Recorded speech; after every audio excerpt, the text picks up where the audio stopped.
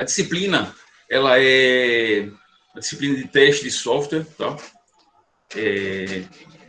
A ideia dessa disciplina é a gente verificar uma parte que vem sendo cada vez mais solicitada nas equipes de TI, que é não só testar software, tá?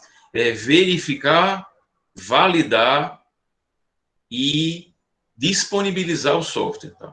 O teste de software, ele engloba essas três variantes: verificar, validar e pôr ela em atividade. A disciplina, ela tem uma carga horária de 60 horas, 4 créditos. Eu dividi ela em 46% dela vai ser 46 horas vai ser teórica e uma parte prática. A parte prática, pessoal, essa disciplina, ela é dada por muitos professores de forma bem prática na parte de programação, tá? Aí, antes que vocês não se assustem aí, eu não vou seguir essa linha, tá certo? Essa disciplina, vários processos de teste de software envolve programação. A parte de automação dos testes, elas podem ser feitas via programação, algoritmos que a gente pode criar usando Java, usando C, enfim, para automatizar nossos testes. Na medida do possível, claro, eu vou ter que mostrar algumas aplicações de alguns algoritmos que fazem teste, mas na medida do possível eu não vou cobrar nada de programação para vocês não, tá certo? A metodologia que a gente vai utilizar, aí eu peço que vocês prestem atenção e ao final a gente tira qualquer dúvida, tá certo? A gente vai ter uma parte síncrona e uma parte assíncrona, tá? Vamos ver a assíncrona. Todas as aulas da gente, todas as aulas, todas, sem exceção, elas vão ser feitas via videoaula de curta duração, disponibilizado numa página no YouTube, tá? A gente não vai ter aula síncrona, do tipo que a gente está vendo aqui, tá? Eu não vou colocar slide aqui e ficar falando ao vivo, não. Eu não acho que eu não sei que vários colegas usam essa metodologia, mas eu não vou usar. Todas as aulas, sem exceção, vão ser videoaulas gravadas no YouTube, tá? Vocês vão receber para cada unidade um material didático de estudo, ou em doc ou em PDF. Esse material vai ser disponibilizado lá no SIGA. O material, as videoaulas, vocês vão receber os links lá no SIGA para acessarem a videoaula. Vantagem da videoaula ser gravada, vocês aqui vão fazer o ritmo de estudo de vocês, tá? Alguns alunos já me disseram que se matricularam, mas o horário da aula não dá. Eu não entendo isso não, mas tudo bem. Vocês vão acessar na sequência aí. Eu vou colocar os vídeos da primeira unidade em sequência, tá? Peço a vocês que sigam a sequência, aula 1, aula 2, aula 3, enfim, mas se vocês quiserem pular, também tem problema não. Outra vantagem é que vocês podem ver via celular, quantas vezes vocês quiserem, enfim. E como elas são de curta duração, vocês vão ficar com uma banda de utilização grande, tá? E a gente vai ter várias atividades avaliativas, são exercícios, tá? Esses exercícios eu chamo de ATV, de atividade, tá? Aí vocês vão ter a sequência lá também, atividade 1, atividade 2, atividade 3, tal, enfim. As atividades síncronas da gente, as atividades síncronas, elas vão acontecer da seguinte maneira. Eu não vou apresentar conceito na aula, não. A gente vai ter um encontro semanal, que vai ser toda terça-feira, às 2 horas, tá? Ele não dura mais do que 1 hora, via Google Meet aqui, nesse endereço que vocês estão usando hoje. E a ideia desses encontros semanais tem alguns papéis, né? Primeiro papel, deixar a disciplina mais humana, né? Não ficar tão fria. Eu mandando atividade para vocês, videoaula, vocês assistindo, fazendo exercício, fazendo atividade, me mandando, entrando lá no SIGA para fazer a prova e deu. Então, a gente vai ter esse encontro semanal para tirar dúvidas e resolver questões de exercício, tal, enfim. Com relação à frequência, eu não vou cobrar frequência nesses encontros síncronos, tá? Eu não vou cobrar que vocês liguem câmera ou qualquer coisa do tipo.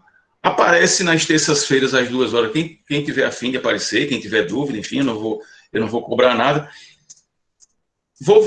Faço um levantamento geral do que foi dado na semana, quais as atividades que a gente tem que fazer, e abro espaço para os alunos que estão presentes. Não havendo dúvida, pessoal, a gente fecha, tá? Já aconteceu no semestre passado, da gente entrar, 10 minutos depois, acabou a aula, tá? Então, às vezes, se vocês entrarem um pouco atrasados, vocês podem se surpreender de entrar e não ter ninguém. Mas não porque não houve aula, mas porque a aula porque a aula acabou, tá? Eu vou ser bem pontual, pessoal, no início, por 2 motivos. Eu tenho que respeitar quem entrou na hora, né? E não colocar esse aluno para esperar outras pessoas. E porque a maioria de vocês tem outras atividades para fazer, outras disciplinas. Tem gente, eu sei que tem gente que está entrando, que está no trabalho e está entrando na aula, tá? Então, eu vou ser bem pontual. Às 2 horas eu inicio, mesmo que não tenha nenhum aluno na sala, tá? Com relação a essa parte, pessoal, aulas síncronas e assíncronas. A ementa da disciplina, tá? Para vocês terem ideia do que a gente vai ver durante a disciplina. A primeira parte, que é fundamental para essa disciplina, é a gente ver os conceitos básicos relacionados a teste de software, tá? Pessoal, só para vocês terem uma ideia, às vezes a maior dificuldade que as equipes de desenvolvimento de sistema têm é por não saber, estou falando em termos práticos numa empresa, tá? É por não saber conceitos básicos, tá? E é necessário, essa disciplina é extremamente necessário que vocês entendam os conceitos básicos relacionados a ela. Eu acho que a maioria de vocês tem uma ideia do que deve ser teste de software, mas talvez vocês não tenham ideia da dimensão que é um teste de software. Só para dar um exemplo, a maioria das pessoas acreditam que teste de software é uma depuração do software. Se a gente achar que teste de software e depuração de software é a mesma coisa, a gente está fadado a não fazer a coisa certa, certo? A gente vai entender exatamente quais são os conceitos relacionados à disciplina, como eles funcionam, quais são os objetivos, principalmente isso, os objetivos, quais são as técnicas envolvidas, e nesse início eu vou mostrar para vocês alguns erros relacionados a teste de software e suas implicações. A gente depois passa para a parte de plano de teste, né? Como montar um plano de teste numa empresa. Vou desenvolver um software. O que eu devo fazer, então, como montar um pequeno plano de teste. Depois a gente passa para a parte de testes automatizados. Vocês vão entender que testes feitos na mão, eles demandam muito tempo e muito esforço. Então, nada mais justo, nada mais interessante, vamos dizer, do que usar testes, automatizar esses testes. E, por fim, a gente vai ver um termo que se usa em teste de software chamado TDD, tá? Que é como se fosse o desenvolvimento de um test drive. É bem interessante essa parte. Conteúdo programado. Primeira unidade, vamos passar bastante tempo na parte dos conceitos, entender quais são os problemas relacionados ao teste de software, qual a visão do teste de software e principalmente o objetivo. Qual o objetivo principal de testar software? Sem isso aí, pessoal, a disciplina ela perde força, tá? Até a profissão perde força. Só para vocês terem uma ideia, teste de software saiu mês passado, agora em fevereiro mesmo, um ranking das 5 maiores, das melhores, né? Profissões e as que são mais rentáveis. Das 5, a gente tem, no meio das 5, a gente tem três áreas de TI. A primeira é sobre experiência do usuário e usabilidade, é a que mais se procura, é a que mais paga bem hoje em dia, das profissões. E em terceiro lugar está teste de software, nesse ranking. Então, para vocês terem ideia, o mercado ele precisa desse profissional. Então, se alguém aqui tem a intenção de seguir na área ou ingressar no mercado de trabalho, é uma disciplina que está pagando bem e tá se procurando, tá? A gente vai ver depois como é que funciona uma etapa de teste, quais são os processos de teste.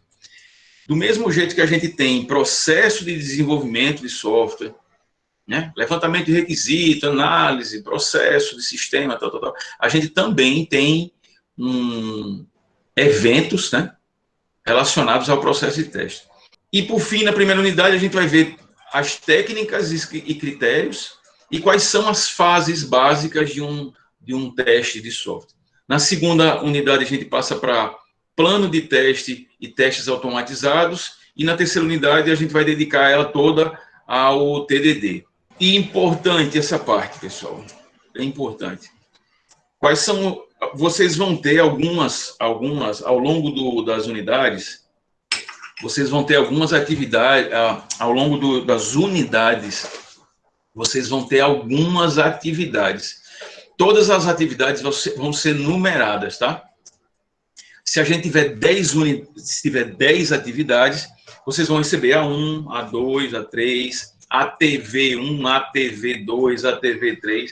Quem fez disciplina comigo no semestre passado sabe o que eu estou falando. As atividades, elas são disponibilizadas no SIGA à medida que as videoaulas estiverem disponíveis. Vocês, para fazerem as atividades, vocês podem usar a videoaula e o material de apoio. E toda a atividade, quando ela é disponibilizada, tem as regras. As regras estão definidas lá no documento. Também já está definido lá o prazo, tá? Então, toda atividade vai ser... Eu vou colocar lá quais são os critérios de avaliação, quanto ela vale, qual o prazo de entrega, e se ela é em dupla, se ela é individual, enfim. E, detalhe, né?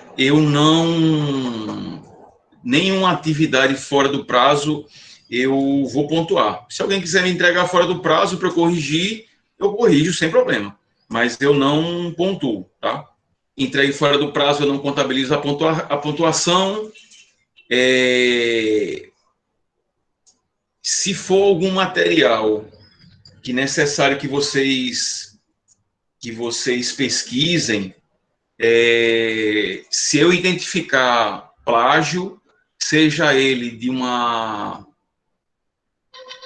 obra publicada ou de outro aluno, eu zero o trabalho, tá?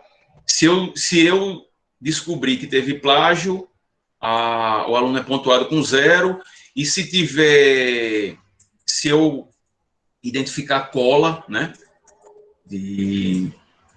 Porque eu sei que vocês vão se reunir para fazer o trabalho junto, tá? Mas cuidado na hora de entregar, para eu não desconfiar que foi copiado, somente copiado. Independente de quantos trabalhos tenham sido copiados, se tiverem 3 trabalhos lá, eu não vou atrás de quem fez o trabalho, não, tá? Eu zero os 3, tá certo? Cada atividade vai ter um prazo específico. Para quem já foi meu aluno, sabe que eu não faço prazo que não possa ser feito, tá? Eu não vou eu não vou disponibilizar uma atividade e cobrar que vocês façam em um tempo que vocês não precisem, que vocês não dão conta de fazer. Outro detalhe, eu sei que vocês estão fazendo outras atividades, tá, pessoal?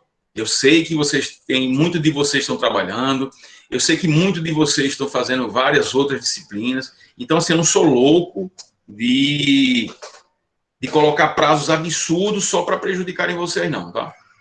Então, meus prazos vão ser bem elásticos. E vocês é que vão decidir quando é que vocês fazem e o prazo vai ser dado lá, né? As atividades, elas vão ser, os prazos vão ser definidos na atividade e divulgados, tanto no SIGA quanto no grupo lá que eu abri no WhatsApp.